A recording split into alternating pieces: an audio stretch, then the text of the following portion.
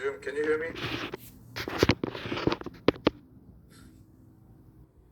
Yes. Okay. Right, so the next one is the serum protein electrophoresis, which is going to be related to this afternoon's lab. Okay. So, and I know that you studied the electrophoresis in the immunology labs or something like that. So please go back and revisit that materials too. So serum protein electrophoresis, you should know where is the negative charge electrode and where is the positive electrode.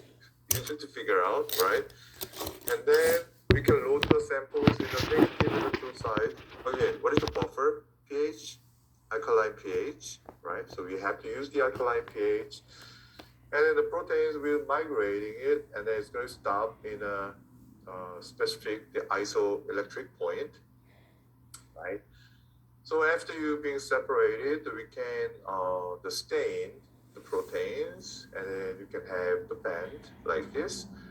So the first band, the big band, is located in close to the positive electrode anode, is the albumin, and the next one is alpha 1, alpha 2, beta, and the gamma, right? Okay, so after you have that one, if you do the densitometries, you can have the graph like this. So you have a lot of the albumin, and then the alpha 1, alpha 2, beta, and the gamma. Again, albumin, and then that's the albumin. The band we have the dominant protein should be albumin, and then alpha 1, we have the alpha 1 antitrypsins and the alpha 1 acid glycoprotein, and HDL, high density lipoprotein, is going to be the alpha 1. So you kind of, oh, what he's talking about? We're talking about the serum protein, and why he's talking about the lipoproteins. So again, lipoproteins has the protein, right? Right? And then the lipoprotein electrophoresis, we have alpha, pre-beta, beta. Do you remember? Alpha, HDL, pre-beta, VLDL, beta, LDL. So in these, the serum protein electrophoresis, actually the serum protein. So in the serum, the lipoprotein is still there. Does that make sense? And then it's going to be migrating together. So even in the lipoprotein electrophoresis, it's the same patterns we're going to see. But we cannot see the albumin in the lipoprotein electrophoresis. Why?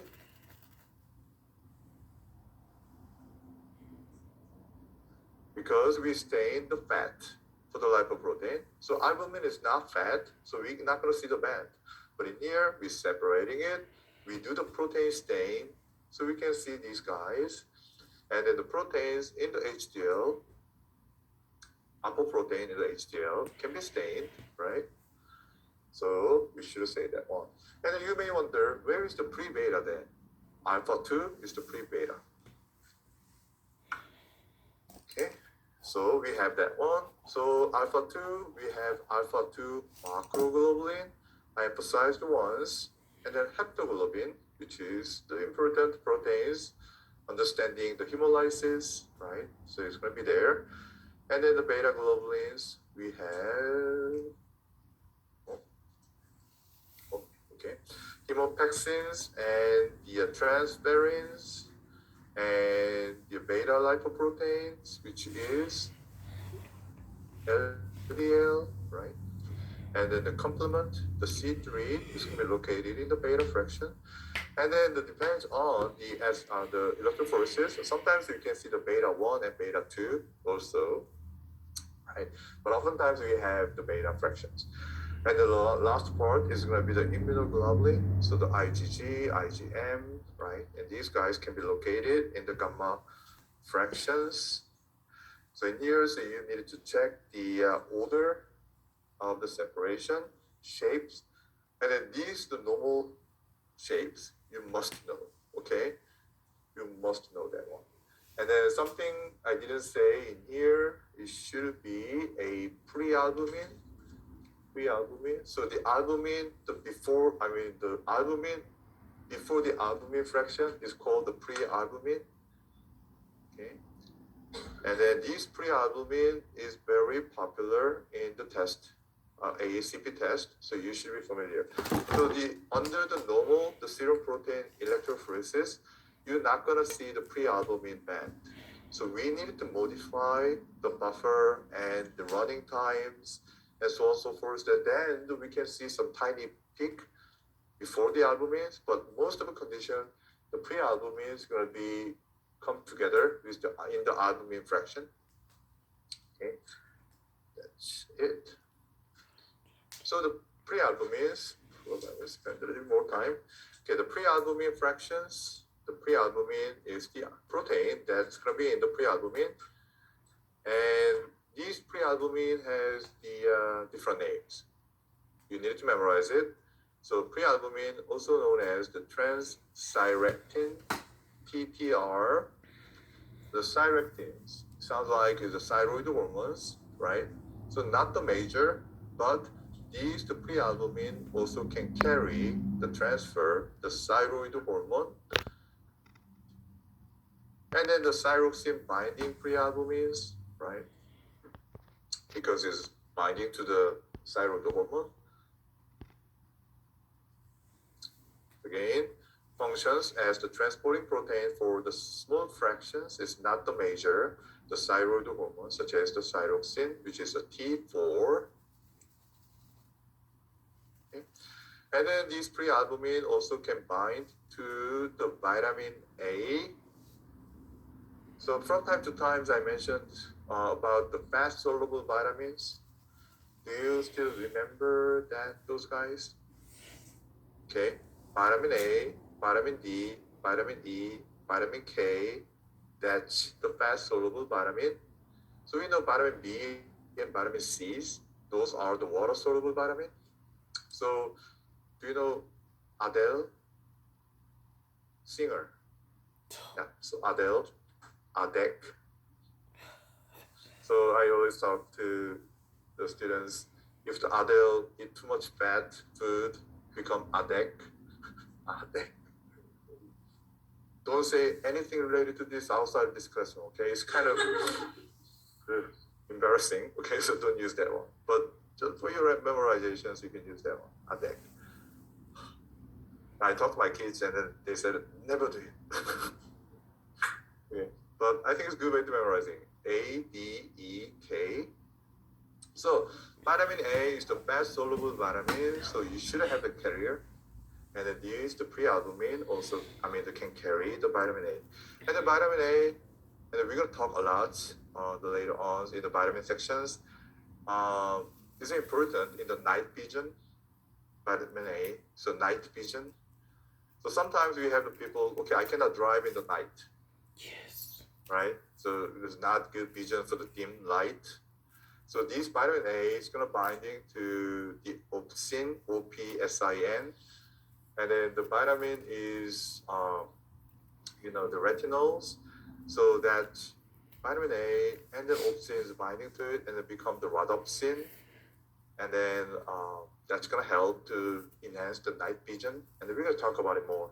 But anyway, these the pre-albumins can carry the vitamin A, which is the best soluble vitamins. Here's some values, the 0.1 to 0.4, the grams per liters, the pre-albumin. This is not that important. Please do not remember that one. In the normal condition, the pre-albumin is not going to be observed in the serum protein electrophoresis. Clinical significance. I'm going to make 1,000 star, very important, and it's going to be a test. So it's a very sensitive marker for the poor protein nutritional status. Okay, so by looking at the pre-albumin level, you can understand the patient protein nutritional condition. Okay, it's going to be tested most of the times. It's very important. And then this pre-albumin is going to be negative acute phase reactant, so that under the inflammation conditions, it's going to be the decreased, right? the negative active phase reactant. And this is albumin also. So it's going to be produced by the liver. So if you have the liver to get damaged, then the protein synthesis can be decreased too. And then the research shows that the patient taking the steroid, the treatment, the pre-albumin level is going to go up. The steroid has the anabolic the properties, right? And then the chronic renal failure, for sure, the filtration is not happen, so the albumin, pre-albumin is going to be increased on that.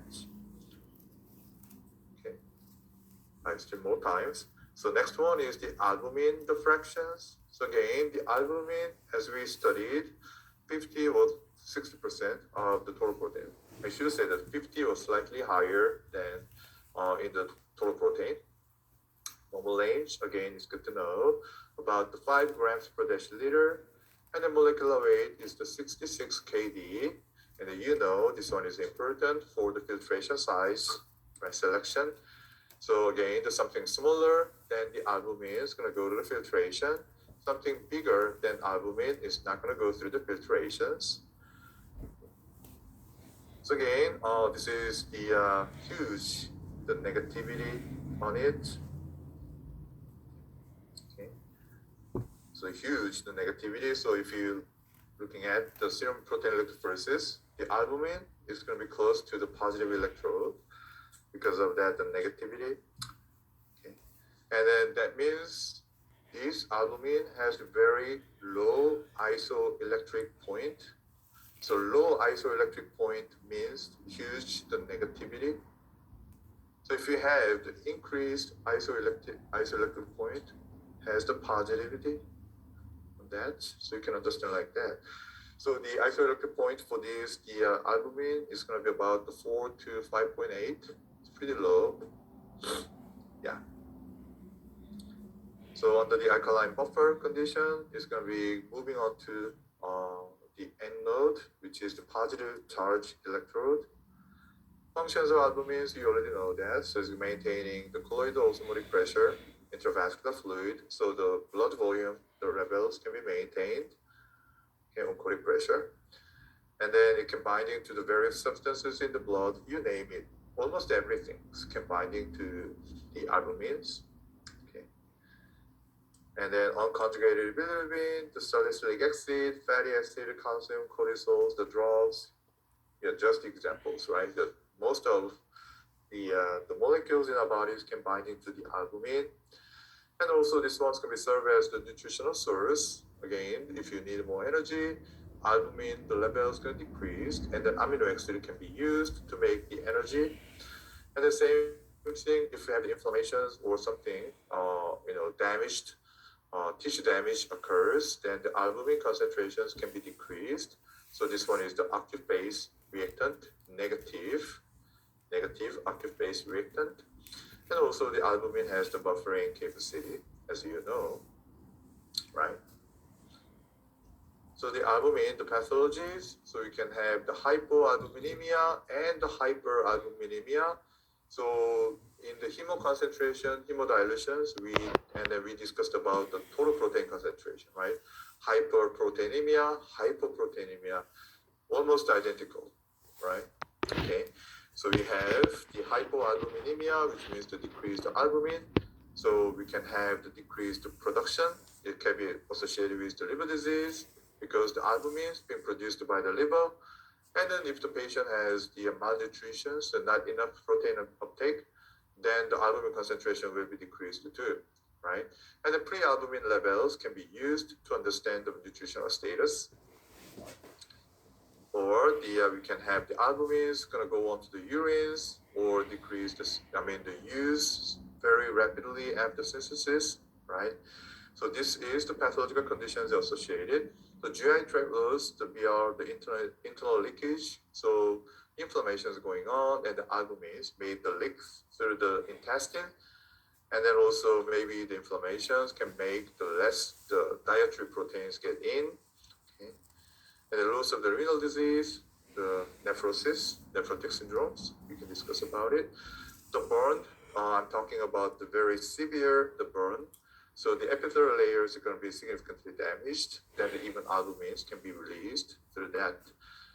And then ascites, this one is the very important terminology, and I really want you to know that one. Ascites is related to the chronic liver disease, such as the liver cirrhosis.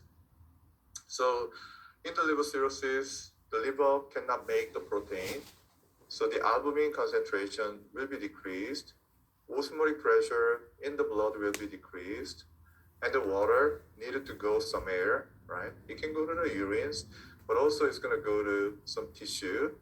So when the fluid move into the intestinal space in the tissues in the belly, the abdomen, that's called the ascites.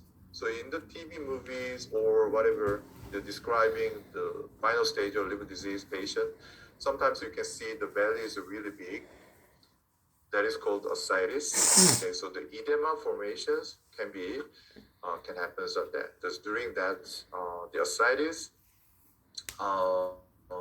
provides the outcomes of the hypoalbuminemia. Is more accurately saying it. And then inflammation, the neoplasms. The neoplasm is a cancer, the uncontrolled cell proliferation.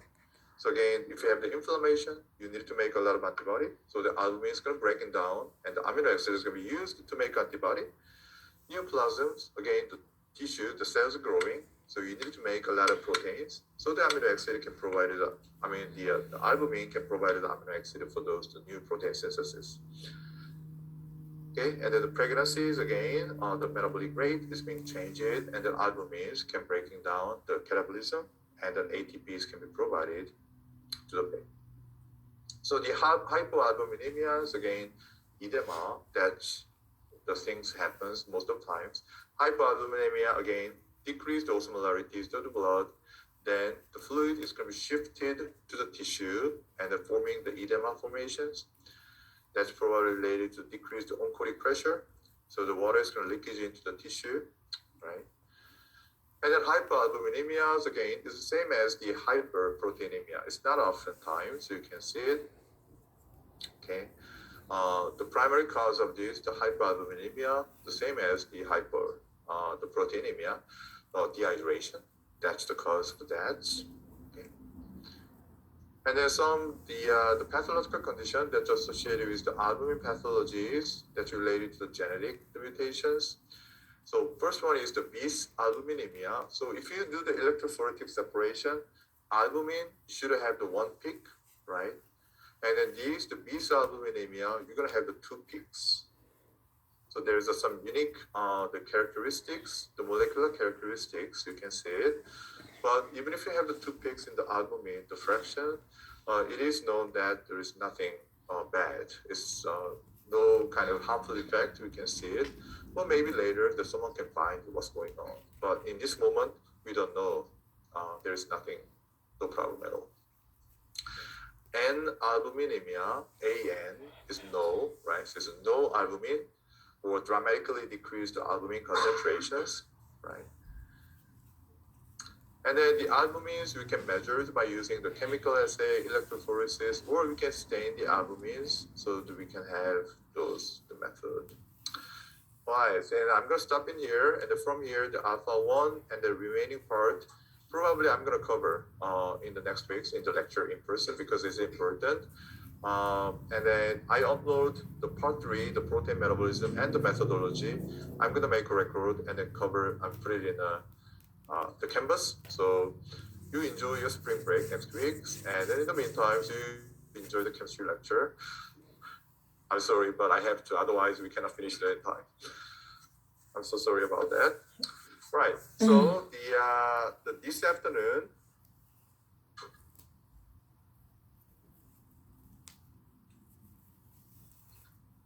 give me 1 second.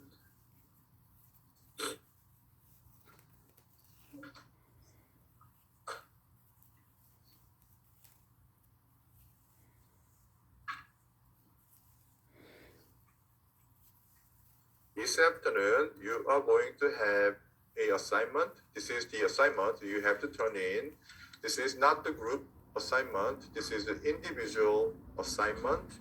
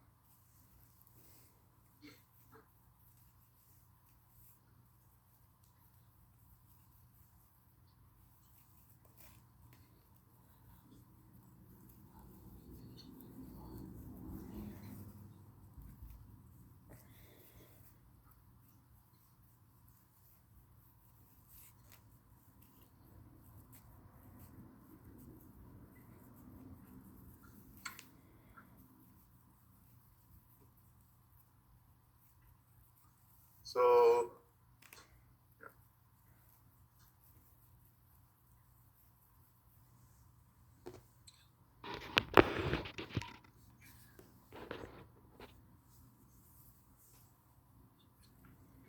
this is the canvas of the lab, the canvas, and I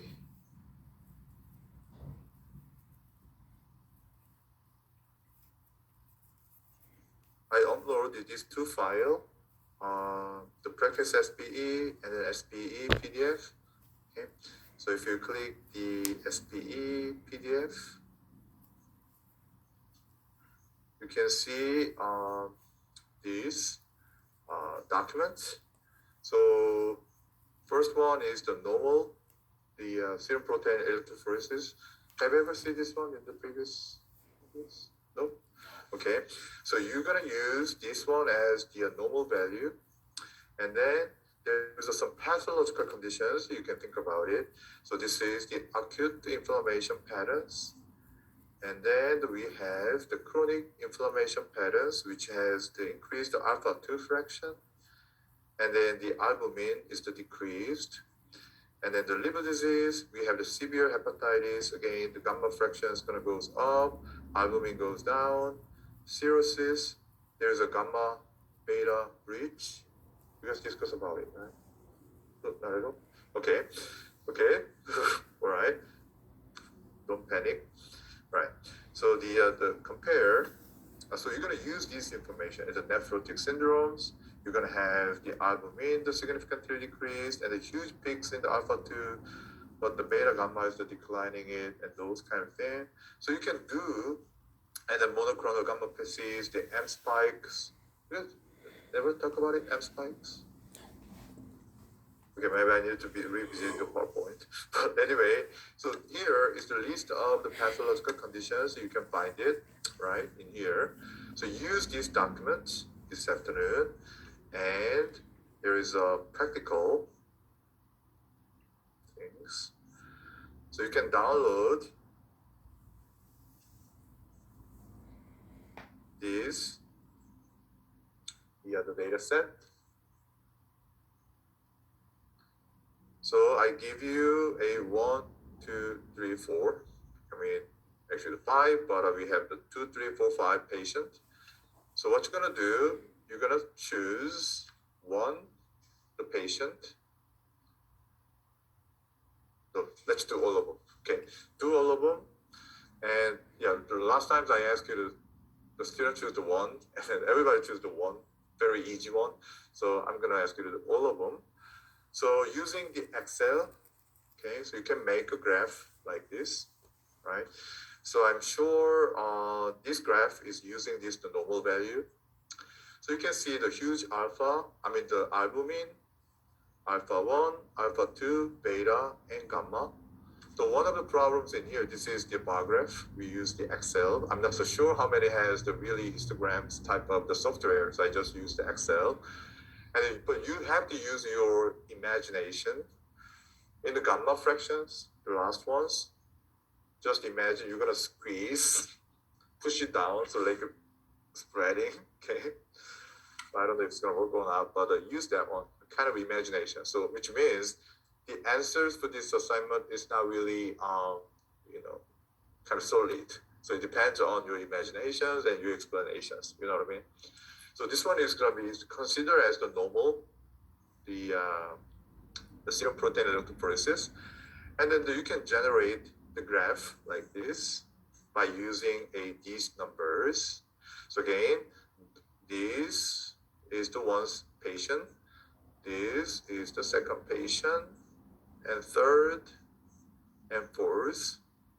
So again, if you're looking at the last one, we have albumin, normal, alpha-1, 0. So we can say the alpha-1 protein is completely gone. And then later on, we're going to discuss about it, but this is the definitely alpha-1 antitrypsin deficiency condition. Okay, there's something like that. So you can use these numbers and make a graph, and then to find out what could be pathological conditions by using the documents I uploaded. I just show you, right? You can find some close the pathological condition. You know what I mean? So to make a graph and then writing down the possible pathological condition, and then underneath you have to explain to me why. Do not write a dissertation, okay? Just the simple explanations, okay? So because we didn't cover all the proteins, probably you don't have to explain all of them, but just give me some ideas. Why the gamma is elevated, you know, something like that. Brief explanation is gonna work. Due date for this assignment is the final practicum day, so we have ton of the times, right? But this afternoon, at least, you need to make a graph, and then the matching, okay, which pathological conditions, explanations, you can do it later when you're preparing the test, whatever, so you got some ideas, you can write it down, right? Again, the 1 to 2 sentence, 1 sentence, 2 sentence, plenty, okay? Don't write too much. I cannot read, so too much, don't do that, too much explanations.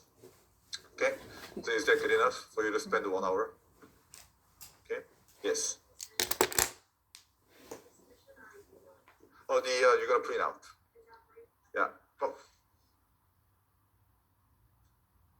But there's no pre-lab this time, so do not print out. You can just make it in a PDF file and then email to me. And then I should mention this one more time. Okay, calm down. So I ask you guys to submit PDF. I'm sure this is not the first time, right? I ask you to please send me the PDF. And then that's one. And the second, please check your titles of the file. So if you write down, okay, the study questions, Chem 2, you can send it to me. Then I have to look, wow, it's gonna takes a lot of time. So please give me your, okay, I'm not gonna ask you too much.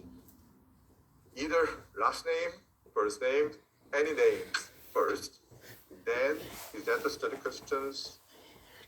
2, please, at least that kind of information is going to help me a lot, okay?